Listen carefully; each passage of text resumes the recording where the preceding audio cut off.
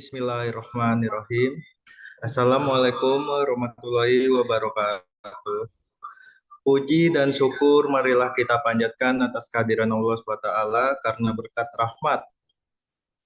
Recording in progress. Bismillahirrahmanirrahim. Assalamualaikum warahmatullahi wabarakatuh. Puji dan syukur marilah kita panjatkan atas kehadiran Allah SWT karena berkat rahmat dan karunia-Nya kita dapatkan berkumpul bersama meskipun secara online di acara. Salawat serta tak lupa kita curahkan kepada baginda Nabi besar Muhammad SAW yang telah membawa kita dari zaman kegelapan menuju zaman yang terang benderang. Pertama-tama yang saya hormati Bapak Danu Wiyoto selaku pemilik Bespat Network Academy, lalu pemateri kita Fahmi Zainul Abidin pada malam hari ini serta teman-teman sekalian yang telah hadir di acara hari ini. Semoga dengan adanya acara yang rutin kita lakukan setiap weekend ini, kita dapat mendapatkan ilmu yang bermanfaat dan juga dapat mengisi waktu luang kita dengan hal-hal positif lainnya.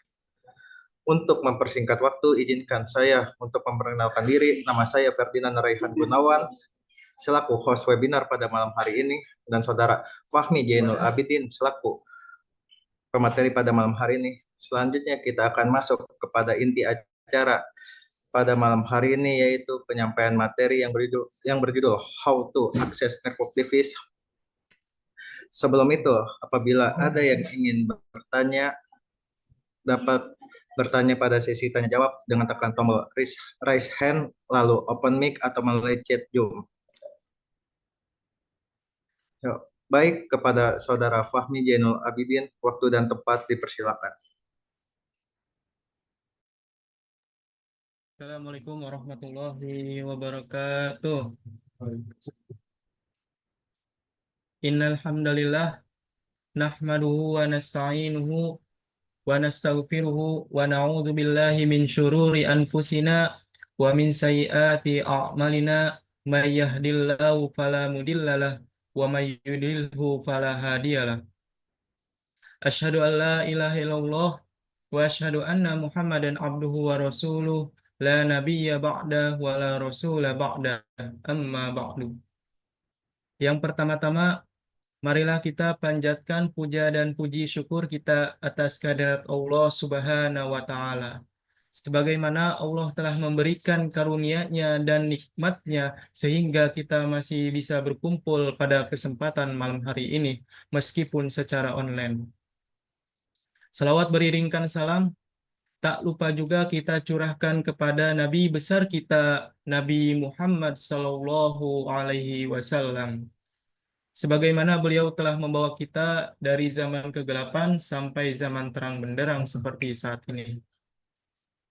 Yang saya hormati kepada Bapak Danu Wiyoto selaku pemilik Bespat Network Academy, dan yang saya hormati untuk para hadirin yang telah meluangkan waktunya untuk hadir dalam acara pada malam hari ini meskipun secara online. Dan yang saya hormati kepada saudara Ferdinand selaku host webinar pada malam hari ini. Saya di sini selaku narasumber webinar pada malam hari ini akan membahas tentang how network device how network access device.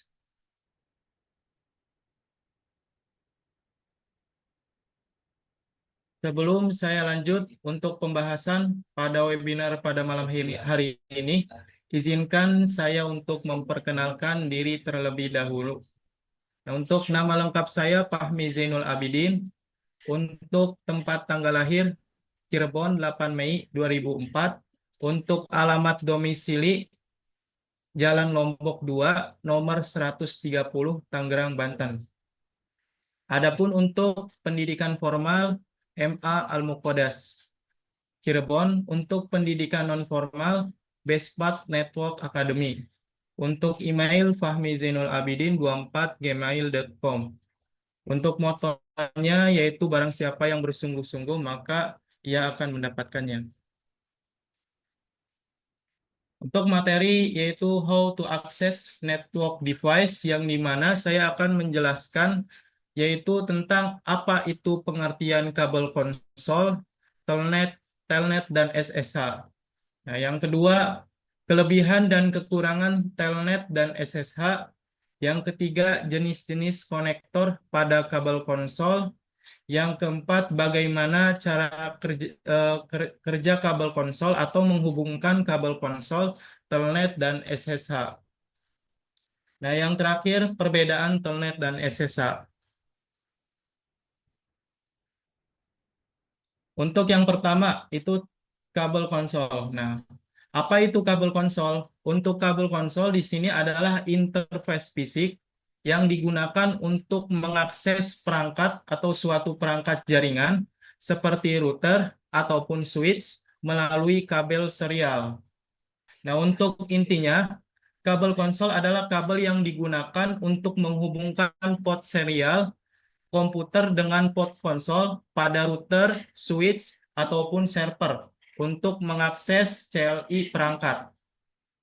Untuk gambar yang di samping adalah salah satu contoh dari kabel konsol, yang dimana kabel konsol memiliki karakteristik seperti untuk kabel konsol ini biasanya berwarna biru muda, adapun untuk bagian bodi pada kabel konsol ini berbentuk datar ataupun ramping.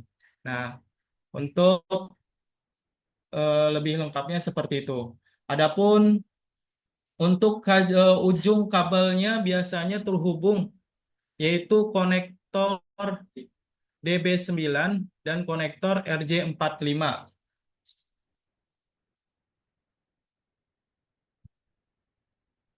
Nah, ini untuk ujung konektornya.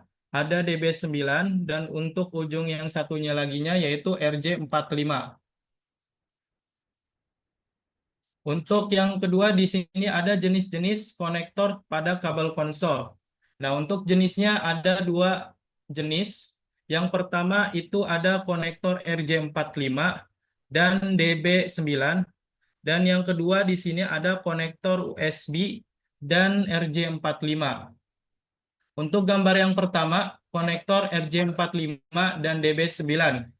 Nah, untuk contohnya di sini, untuk yang nomor satu, ini adalah contoh dari RJ45 yang di mana untuk bagian kepalanya seperti ini. Dan adapun untuk bagian dalamnya ini biasanya tergantung. Ada kabel cross ataupun kabel straight. Nah, untuk yang DB9 ini ada di nomor kedua untuk contohnya seperti ini, yang warna hitam. Ini contoh dari konektor DB9. Dan untuk konektor RJ45 ataupun DB9, ini adalah kabel konsol yang paling umum. Salah satu intinya memiliki konektor RJ45 yang terhubung ke perangkat jaringan seperti router ataupun switch. Dan ujung lainnya memiliki konektor DB9 port serial yang terhubung ke komputer langsung. Untuk DB9 ini apabila di antara laptop tidak memiliki port serial, biasanya si DB9 ini ada convert tambahan seperti kabel ATEN yang dimana ujungnya dengan konektor USB. Nah, untuk yang gambar kedua di sini ada jenis konektor USB dan RJ45. Nah, untuk yang nomor satu ini contoh dari RJ45. Untuk contohnya seperti yang tadi, untuk bagian kepalanya seperti ini. Adapun untuk nomor dua di sini contoh dari konektor USB. Nah, untuk kepalanya seperti kepala charger HP atau casan HP. Untuk konektor USB,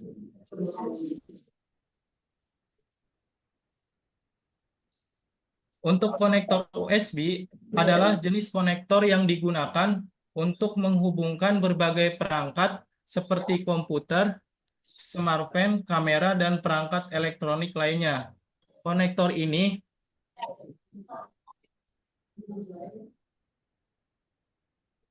Untuk konektor ini digunakan untuk transfer data dan daya antara perangkat yang terhubung. Nah, untuk ada beberapa jenis konektor USB seperti USB tipe A ataupun tipe B dan tipe C yang masing-masing memiliki bentuk dan fungsi yang berbeda.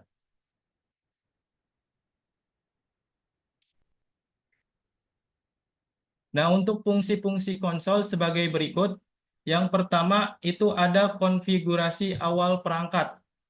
Nah, untuk yang kedua di sini ada akses langsung ke perangkat jaringan dan yang ketiga di sini ada troubleshooting. Nah, untuk pengertian dari konfigurasi awal perangkat yang di mana proses pengaturan dasar yang dilakukan saat pertama kali perangkat seperti router ataupun switch, server ataupun perangkat jaringan lainnya diaktifkan. Nah, ini untuk konfigurasi awal perangkat yang di mana kabel konsol akan menghubungkan dari si PC ke si switch. Nah, untuk yang kedua di sini ada akses langsung ke perangkat jaringan. Nah, yang di mana cara untuk terhubung dan mengelola perangkat jaringan seperti router ataupun switch secara langsung melalui koneksi fisik tanpa melalui jaringan.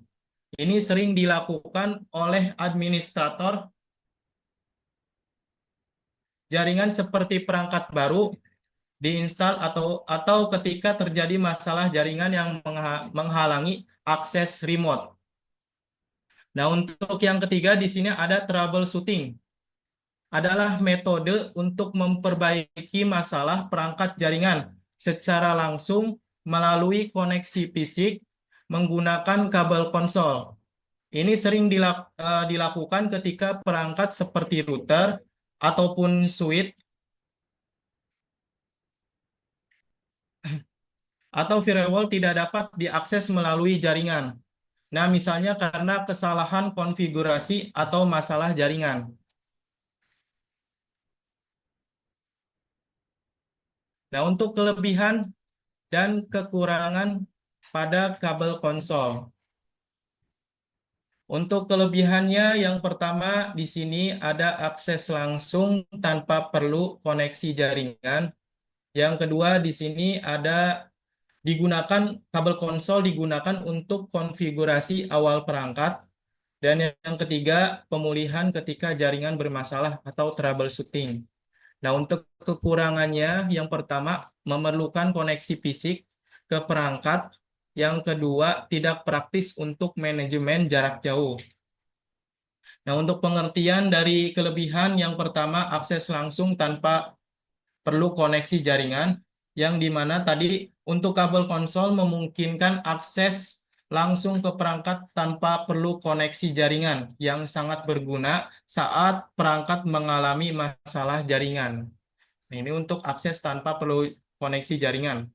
Nah, untuk yang kedua, digunakan untuk konfigurasi awal perangkat, yang dimana kabel konsol memungkinkan digunakan untuk mengakses perangkat jaringan seperti router ataupun switch dan langsung untuk konfigurasi awal bahkan saat perangkat belum terhubung ke jaringan.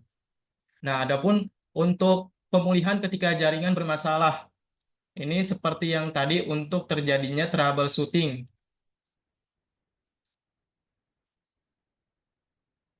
Untuk kekurangannya, memerlukan koneksi fisik ke perangkat.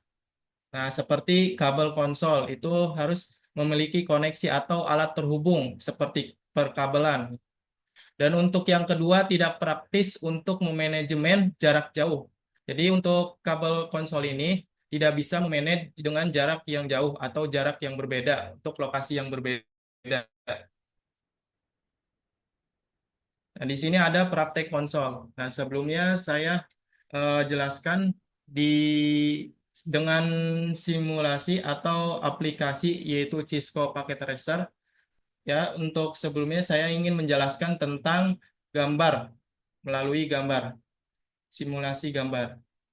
Yang pertama di sini kita sediakan untuk satu PC, bisa dilihat di sini kita sediakan satu PC, lalu satu router dengan kabel konsol.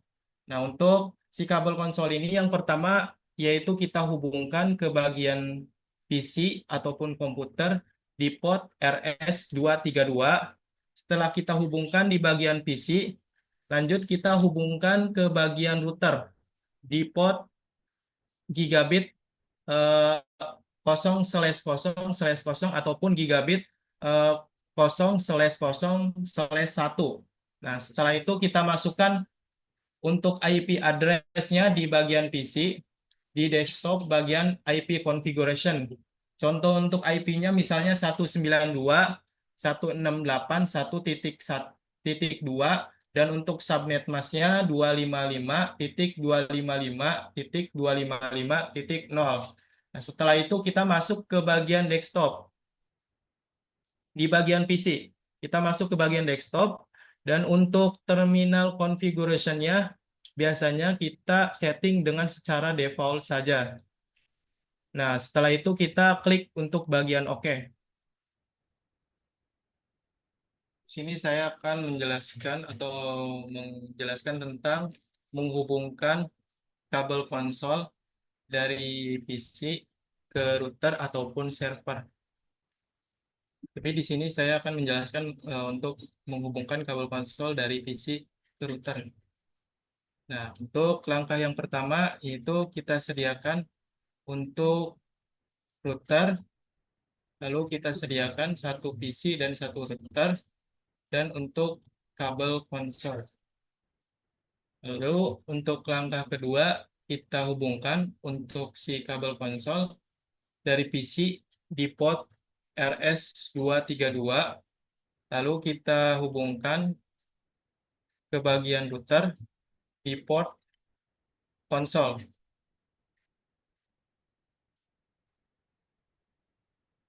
Lalu untuk langkah yang ketiga yaitu memasukkan IP address. Untuk memasukkan untuk IP address-nya di bagian desktop di IP configuration. Untuk IP address-nya kita contohkan untuk 192. Untuk IP address-nya kita kasih untuk 192.168.1.2. Adapun untuk subnet mask-nya 255.255.255.0. Setelah kita pasang untuk IP address-nya di bagian PC, lalu kita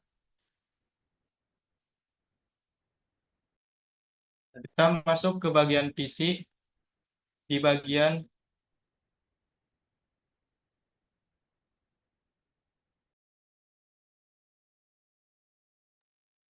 Nah, langkah yang pertama yaitu kita masuk ke bagian PC. Kita masuk ke bagian PC, lalu kita masuk ke bagian terminal configuration. Nah, untuk port configuration-nya ini biasanya kita setting secara default saja. Nah, habis itu kita klik untuk bagian OK.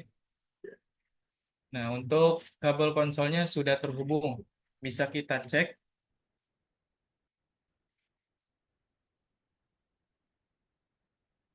Nah, untuk kabel konsolnya sudah terhubung. Ini adalah proses cara menghubungkan kabel konsol dari PC ke router. Nah, untuk yang kedua yaitu ada telnet. Nah, apa yang dimaksud dengan telnet? Untuk telnet, singkatan dari Telecommunication Network, adalah protokol jaringan yang digunakan untuk mengakses dan mengelola perangkat jaringan dari jarak jauh melalui jaringan seperti router ataupun server. Nah, untuk pengertian telnet tersebut adalah sebuah protokol yang digunakan untuk mengkonfigurasi atau menyeting router dari jarak jauh melalui jaringan ini yang bertujuan bertujuan untuk efisien waktu, tenaga, dan pengeluaran. Ini untuk si Telnet. Bertujuannya hanya untuk digunakan untuk mengkonfigurasi atau menyeting router dari jarak jauh. Nah, untuk gambar yang di samping di sini ada contoh untuk Telnet client sebagai PC-nya ataupun sebagai komputernya. Adapun untuk sampingnya di sini ada Telnet server sebagai server, bisa juga router ataupun switch. Nah, untuk Telnet protokol ini sebagai protokolnya. Jika kita ingin mengkonfigurasi dengan Telnet, ini harus ada protokolnya seperti username ataupun password. Untuk fungsi Telnet sebagai berikut. Yang pertama di sini ada akses jarak jauh ataupun remote access. Untuk yang kedua ada konfigurasi perangkat. Yang ketiga ada pengujian konektivitas. Yang keempat ada troubleshooting dan diagnostik. Nah, untuk yang pertama akses jarak jauh. Nah, untuk si Telnet ini bisa mengakses dari jarak jauh ataupun lokasi yang berbeda. Nah, untuk yang kedua, di sini ada konfigurasi perangkat, yang dimana seseorang dapat menggunakan Telnet untuk mengkonfigurasi perangkat jaringan seperti router ataupun switch atau firewall melalui CLI atau Command Line Interface, singkatan dari CLI. Nah, untuk apa yang disebut dengan firewall? Firewall ini artinya adalah sistem keamanan yang berfungsi untuk melindungi jaringan komputer dari ancaman luar seperti serangan virus, malware, ataupun hacker. Nah, untuk yang ketiga, pengertian dari pengujian konektivitas, yang dimana adalah proses untuk memeriksa apakah dua perangkat ataupun lebih dalam suatu jaringan dapat berkomunikasi atau tidak. Nah, itu harus diuji untuk konektivitasnya. Nah, adapun untuk yang keempat, troubleshooting dan diagnostik. Untuk pengertian dari troubleshooting dan diagnostik, yaitu Telnet sangat berguna untuk troubleshooting jaringan. Jadi si administrator atau si pengguna dapat terhubung ke perangkat untuk memeriksa konfigurasi, melakukan testing, dan menjalankan perintah diagnostik untuk mencari masalahnya dan memperbaiki masalah. Lanjut untuk kelebihan dan kekurangan Telnet. Dan untuk kelebihan dan kekurangan Telnet di sini ada dua, yaitu kelebihan Telnet dan kekurangan Telnet. Untuk kelebihannya sebagai berikut, seperti sederhana dan mudah digunakan. Yang kedua, mampu mengakses dari jarak jauh. Yang ketiga, dukungan untuk berbagai perangkat. Nah, untuk kekurangan Telnet sebagai berikut, kurangnya enkripsi, keamanan yang lemah, tidak mendukung, dan kurang relevan di era modern. Nah, saya akan menjelaskan satu persatu untuk kelebihan Telnet sebagai berikut.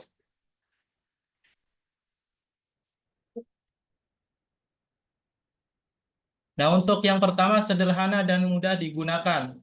Untuk Telnet ini sangat sederhana dan mudah digunakan karena Telnet menyediakan antarmuka berbasis teks yang sederhana yang mudah digunakan. Contohnya administrator yang terbiasa dengan CLI.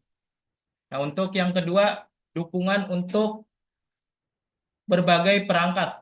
Maaf, untuk yang kedua yaitu mampu mengakses dari jarak jauh, yang dimana Telnet mampu mengakses dari jarak jauh ataupun lokasi yang berbeda. Nah, untuk yang ketiga di sini ada dukungan untuk berbagai perangkat, yang dimana Telnet didukung oleh banyak perangkat termasuk router, switch, dan server, menjadikannya alat yang umum digunakan dalam administrasi jaringan. Nah, untuk kekurangan Telnet sebagai berikut.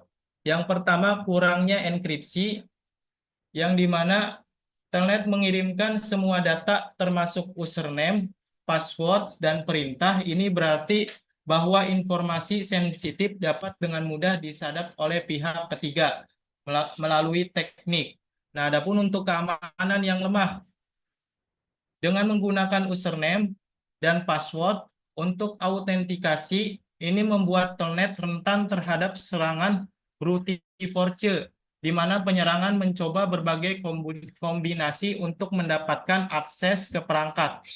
Apa itu serangan brute force? Adalah metode peretasan di mana penyerang mencoba menebak kata sandi kunci, enkripsi, ataupun informasi login dengan mencoba kemungkinan kombinasi hingga menemukan yang benar. Nah, yang terakhir, tidak mendukung dan kurang relevan di era modern. Jadi, untuk telnet ini, di era modern ini sangat kurang beruntung ataupun tidak mendukung, karena kurang relevan untuk di era modern. Untuk keamanannya juga untuk telnet ini sangat kurang dibandingkan SSH. Jadi untuk di era modern ini kebanyakan orang menggunakan SSH dibandingkan telnet. Nah, untuk SSH. Nah, untuk pengertian SSH. Apa itu SSH? SSH singkatan dari Secure Shell. Adalah sebuah protokol jaringan yang digunakan untuk mengakses dan mengelola perangkat komputer atau server secara aman melalui jaringan yang tidak aman. Nah, untuk SSH ini adalah sebuah protokol, tugasnya untuk mengakses dan mengelola dari perangkat komputer ataupun server dengan secara aman.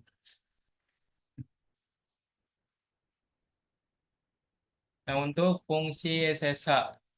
Untuk fungsi SSH sebagai berikut. Yang pertama itu remote login. Yang kedua, transfer file dengan aman. Yang ketiga, keamanan komunikasi. Untuk fungsi SSH mulai dari remote login. Nah, untuk pengertian dari remote login ini, maksudnya di mana SSH dapat mengakses komputer atau server dari lokasi yang berbeda atau jarak jauh melalui jaringan seperti internet. Dengan adanya remote login,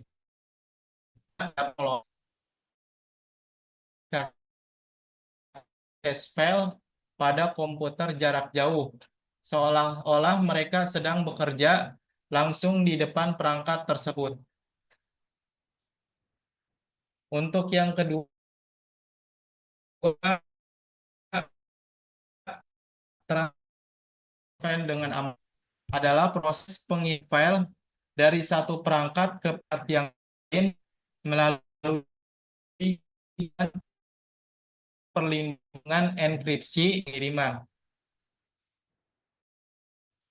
Untuk yang terakhir yaitu keamanan komunikasi. Nah, untuk keamanan komunikasi ini yang dimana SSH sangat aman dalam berkomunikasi dibandingkan telnet. Untuk kelebihan dan kekurangan SSH. Nah, untuk kelebihannya di sini ada keamanan yang tinggi. Untuk yang kedua, autentikasi yang aman. Yang ketiga, ada fleksibilitas. Dan untuk kekurangannya, di sini hanya konfigurasi awal yang rumit. Nah, untuk keamanan yang tinggi, maksudnya itu mengacu pada tingkat perlindungan yang maksimal terhadap aset, data individu dari berbagai ancaman. Nah, adapun untuk autentikasi yang aman, dimaksud adalah proses verifikasi identitas pengguna lebih aman. Untuk fleksibilitas, SSH lebih efektif dan cepat, yang dimana kemampuan untuk beradaptasi dengan perubahan atau situasi yang berbeda secara efektif dan cepat. Nah, untuk kekurangannya hanya satu, konfigurasi awalnya yang rumit, yang dimana proses pengaturan SSH yang memerlukan langkah-langkah teknis yang lebih mendalam dibandingkan telnet. Nah, untuk perbedaan telnet dan SSH sebagai berikut. Untuk telnet di sini kurang aman. Untuk SSH ini sangat aman. Untuk keamanannya lebih aman SSH dibandingkan telnet. Dan yang kedua, autentikasi menggunakan teks biasa. untuk telnet. Untuk SSH ini udah mendukung berbagai autentikasi. Kalau telnet masih menggunakan CLI, masih menggunakan tag biasa. Adapun untuk yang ketiga tidak menyediakan mekanisme keamanan apapun. Nah, untuk SSH menyediakan koneksi terenkripsi menggunakan enkripsi simetris, enkripsi asimetris, dan algoritma hashing.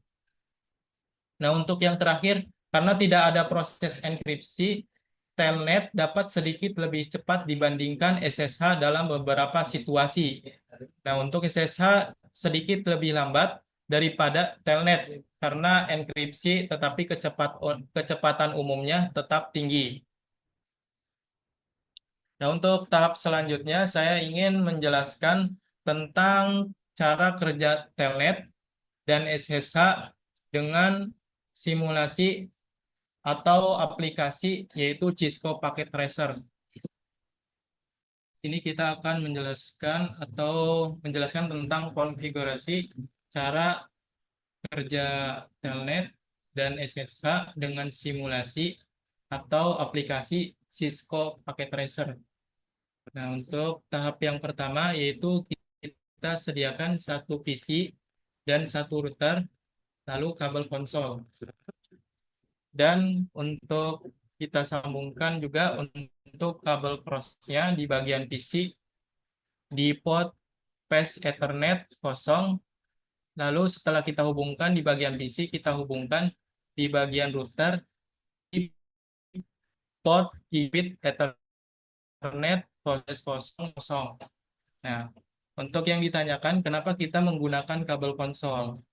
Nah, untuk kabel konsol ini, sebelum kita mengkonfigurasi suatu telnet dan SSH, itu kita diperlukan kabel konsol terlebih dahulu. Nah, setelah kita mengkonfigurasi suatu telnet dan SSH, boleh juga kita menggunakan kabel lain seperti kabel cross ataupun kabel straight. Untuk langkah yang pertama, kita masukkan untuk IP address PC dan router. Yaitu kita masuk ke bagian PC, di bagian desktop, lalu kita kasih IP address di PC-nya, yaitu untuk IP address-nya yaitu 192.168 255.255.0. Masuk ke bagian router.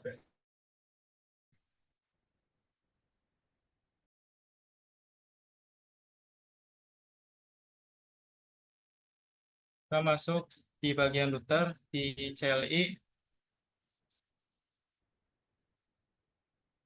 enter, lalu kita ketik untuk config, lalu kita masukkan untuk interface-nya. Tadi untuk interface di bagian router yaitu gig 0/0/0, lalu enter, lalu kita kasih untuk IP address di bagian router. Nah, untuk IP address jangan sampai sama seperti IP address di bagian PC. Untuk IP address kita kasih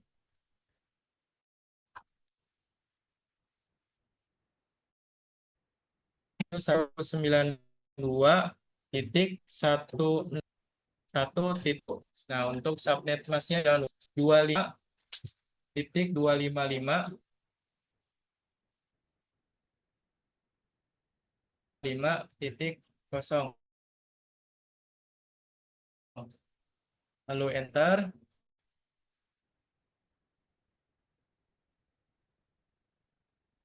Oh, maaf, untuk ininya kita tulis IP address 192.168.1.1, untuk setmasnya 255.25.250.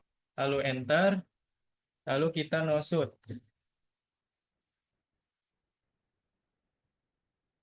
enter. Nah, lalu untuk tahap selanjutnya kita konfigurasi untuk telnetnya. Kita masuk ke NVTY.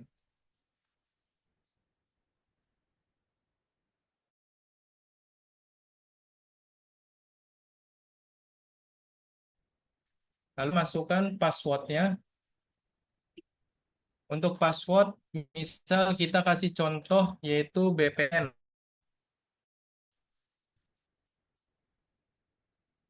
Lalu enter. Lalu kita ketik login, enter. Nah, untuk kegunaan biasanya kan kita menggunakan login lokal. Nah, kenapa kita pakainya login? Nah, untuk login ini karena kita tidak memakai username. Kalau kita memakai username ini biasanya lalu kita exit, lalu kita masuk ke password kedua untuk lebih aman.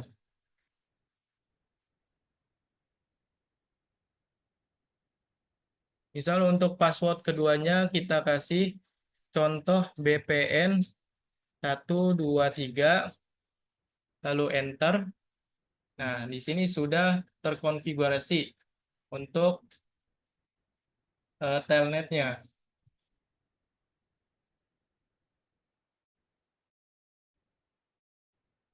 Lalu kita coba untuk tes. Coba untuk telnet di bagian PC. Kita masuk ke bagian PC.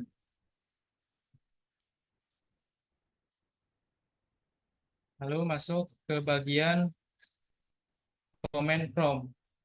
Kita coba telnet ke si router. Untuk IP address routernya yaitu 192.168.1.1. Nah, setelah user access verification, kita masukkan untuk password pertama yaitu BPN, enter. Setelah berhasil, kita masuk ke password kedua. Kita ketik untuk enable, lalu enter. Itu untuk password kedua, tadi kita kasih contoh BPN 123. Nah, setelah itu berhasil. Ini sudah terkonfigurasi ke telnet. Untuk tahap selanjutnya, saya akan menjelaskan tentang konfigurasi SSH. Yang langkah pertama yaitu kita sediakan untuk satu router,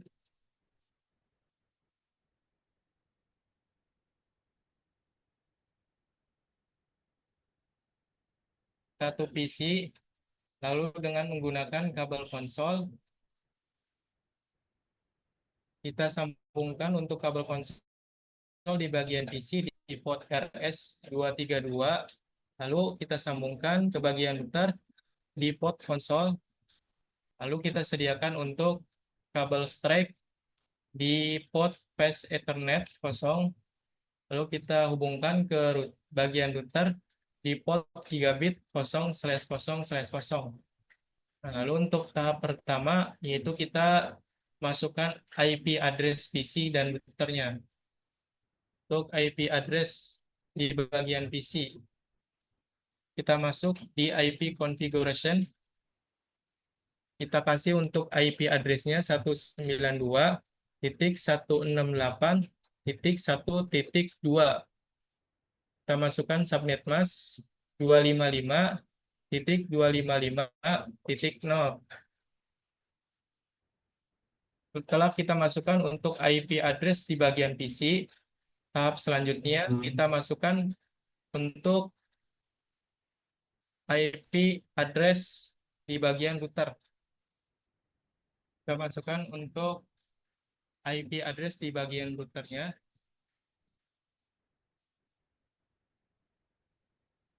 Kita masuk dulu enable, lalu config, interface. Setelah itu kita masukkan untuk interface routernya yaitu interface i 0/0/0. lalu enter. Itu kita masukkan untuk IP address-nya. IP address routernya yang penting jangan sampai sama seperti IP address yang ada di PC.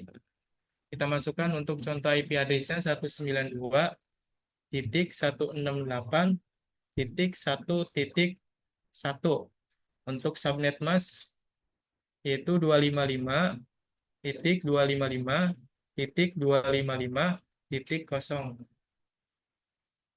Lalu kita nosut.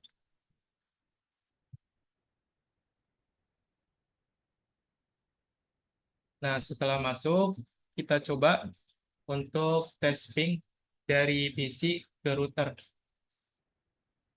Untuk tes ping dari PC ke router, kita tes ping lewat command prompt.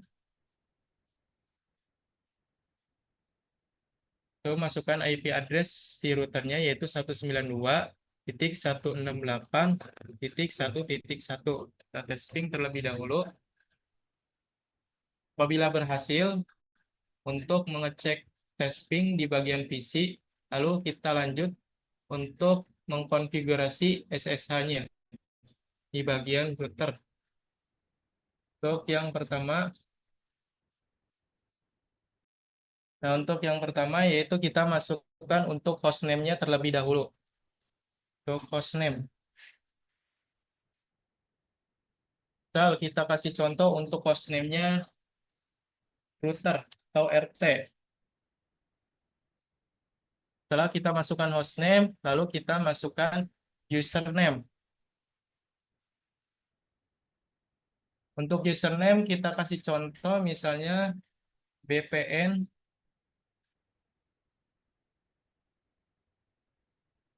Lalu untuk passwordnya kita kasih contoh misalnya BPN 123. Lalu enter. Lalu kita masukkan untuk IP domain name. Nah, kenapa kita memasukkan IP domain name? Karena dengan IP domain name ataupun host name ini sebagai untuk enkripsi pada SSH agar lebih kuat. Nah, untuk IP domain name kita kasih contoh misalnya bpn.com.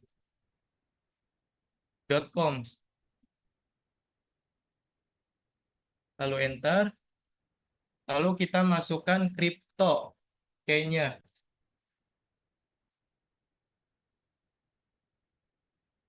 Crypto key generate RSA. Lalu enter. Nah, setelah itu kita disuruh untuk memasukkan bits in the modus. Nah, untuk standar bitsnya kita masukkan angka 1024 agar lebih kuat. Nah, untuk semakin kita ngasih nomor bits di modul ini, semakin kecil ini semakin rendah dalam keamanannya. Jika kita semakin besar untuk bits in the modulsnya ini semakin aman untuk enkripsi pada suatu SSH. Untuk standarnya kita kasih untuk 1024. Lalu enter. Lalu kita masuk ke konfigurasi SSH dengan masuk ke LAN PTY 0/spasi 4, enter. Lalu kita login lokal, masukkan untuk login lokal karena kita menggunakan username. Lalu enter, lalu exit. Nah, untuk password yang kedua, kita masukkan password yang kedua. Set. Misal untuk password keduanya kita kasih BPN itu 234. Lalu enter. Habis itu kita cek bagian SSH di bagian PC, di bagian telnet ataupun SSH client. Nah, untuk connection tipenya bisa kita atur saja ya sesuai dengan kebutuhan ada telnet dan SSH. Kita pencet untuk bagian SSH, kita masukkan untuk IP address-nya si router 192.168.1.1. Untuk username tadi kita kasih contoh untuk nama VPN. Nah, sini kita disuruh masukkan password yang pertama. Tadi kita masukkan password yang pertama VPN.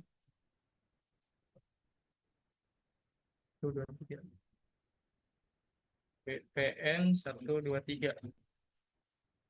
Lalu untuk masukkan password yang kedua,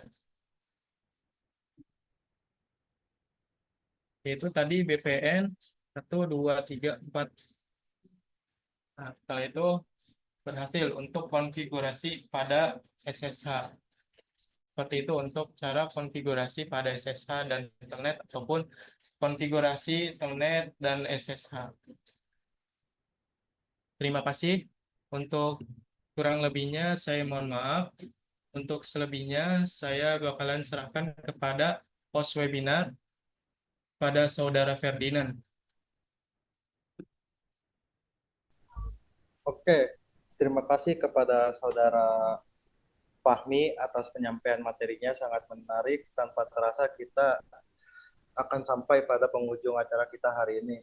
Untuk selanjutnya kita akan masuk ke sesi tanya jawab. Seperti yang sudah saya katakan di awal, apabila teman sekalian ada yang ingin bertanya, dapat menekan tombol raise hand, lalu unmute, atau dapat melalui chat Zoom. Oleh karena itu, untuk yang ingin bertanya, silakan.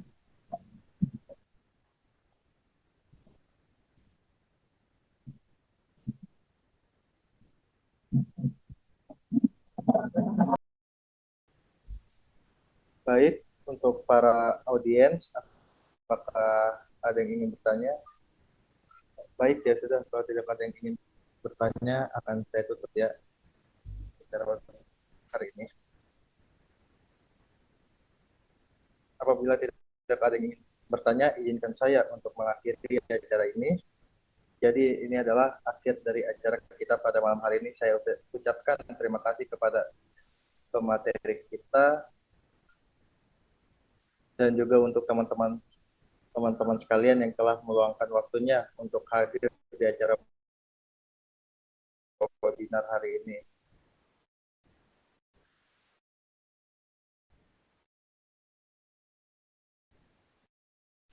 Semoga apa yang telah kita dengar